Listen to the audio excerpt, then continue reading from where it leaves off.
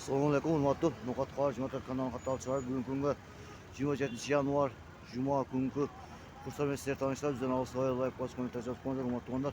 Bugungi Juma kunida marek olsun demekçiyiz. Barыңızlarga No'xat şahrinden жалынды салам айтмакчыбыз. Банк жанында көрüşөбүз. Bizden алсаңыздар. Hurmatli biz az birinчиле компания банкка келип, компания банк тәсесин алсам 20 тиын доллар, 94 сом евро. Bir son 23,5 тиын рубль екен, hurmatli қараңыздар. Rubl saat düşüp ketти бүгүнчү. Başka banklar var, başka banklar kандай экенин көрөбүз.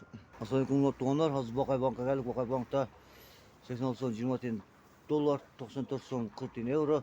Bir son 35,5 тиын екен rubl hurmatli. Қараңыздар, bir son 23,5 тиын екен.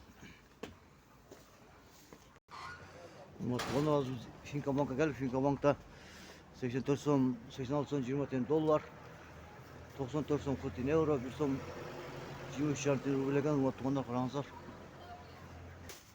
Hurmatli kechagi qarаңыздар, bizlere ruble ko'tarib qolibdi qarаңыздар. 86 son 20 tane dollar, 90 son euro, bir son 35 tane ruble ekan, bir son 23,5 tane ruble ekan, hurmatli qarаңыздар.